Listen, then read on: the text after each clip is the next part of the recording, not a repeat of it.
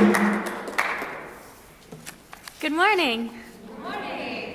Thank you so much, Catherine, for that beautiful performance, and thank you, Carrie, for the lovely introduction. I am so lucky to work alongside both of you and the incredible Truitt Center staff.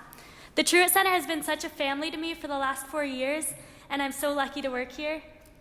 Thank you so much to all of the amazing familiar faces I see here today.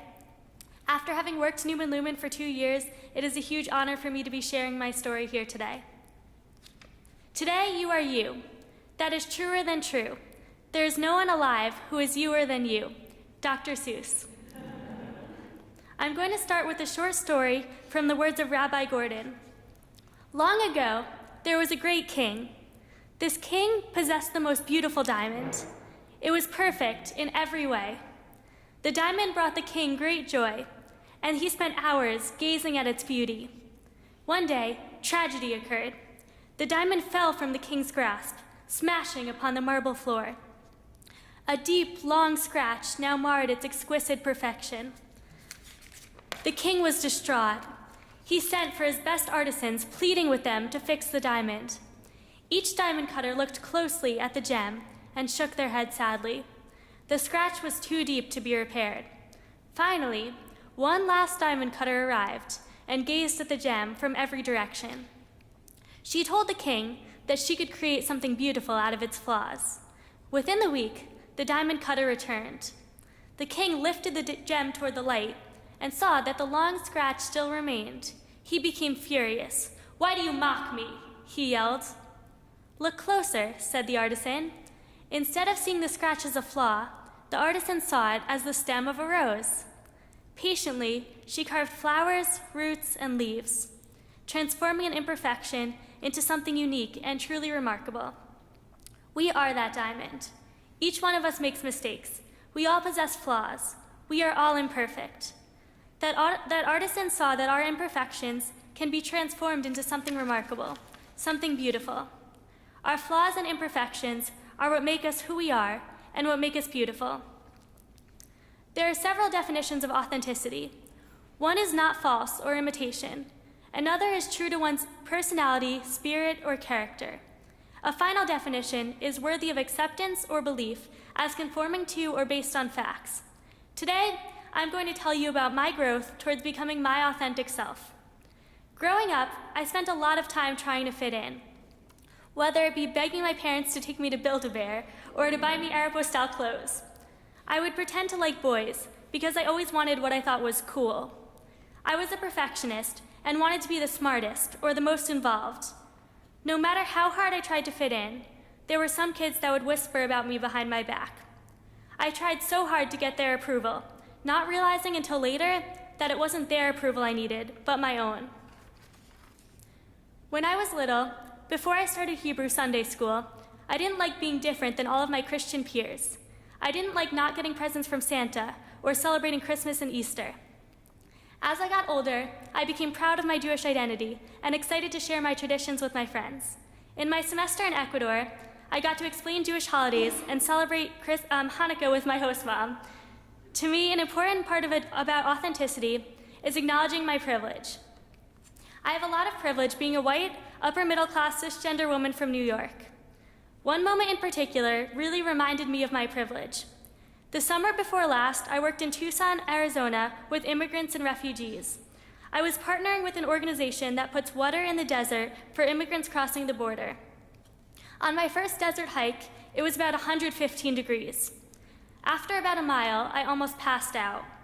This was after less than an hour in the desert, and I had access to food, water, and electrolytes. Immigrants spend days in the desert, often without these resources. Being authentic isn't easy. In high school, I was told by another student that I was going to hell for not being straight. My immediate desire was to cite all of the contradictory Bible passages and say things about loving your neighbor. But I realized, if we expect others to show us kindness and acceptance, we must show kindness and acceptance to them as well. Sometimes I would sit with him or drive him home after rehearsal. I was as authentic as possible.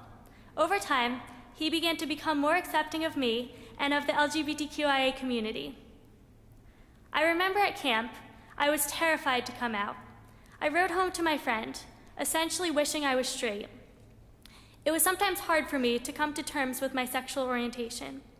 I had a series of 3-day relationships with boys, trying to pretend I was straight. When I first came out to my mom, she didn't believe me. She told me I still liked boys, and I was just trying to be like my older sister. She didn't believe me and my identity. I have always been a perfectionist, which has made it really difficult for me to be vulnerable. For years, I knew I had depression and anxiety, but I was too afraid to see anyone. The stigma stood in my way. I thought it was something to be ashamed of and something to hide. I was scared of changing people's perceptions of me. People always used to comment how happy I was all the time. I wasn't, but I let people believe that. It took me until my sophomore year here to finally go to counseling, and even longer to see a psychiatrist. And throughout the process, I realized how hard vulnerability is. It is especially hard when people don't validate your feelings. When I told my dad I have anxiety, he told me to drink tea. Because of course, tea will make everything better. I also thought I had to be strong all the time. When my brother was institutionalized and my whole family was crying when we visited him, I remember not letting myself cry. I thought I needed to be strong for everyone. I didn't see the true strength that there is in vulnerability. During my time at Elon, I got swept up with the culture of busyness. I have always felt like I need to be heavily involved in a million things. I found my sense of self-worth in my involvements and in helping local communities. I let myself get swept up into the current and sometimes forgot to leave time for things that were important, like friends and myself.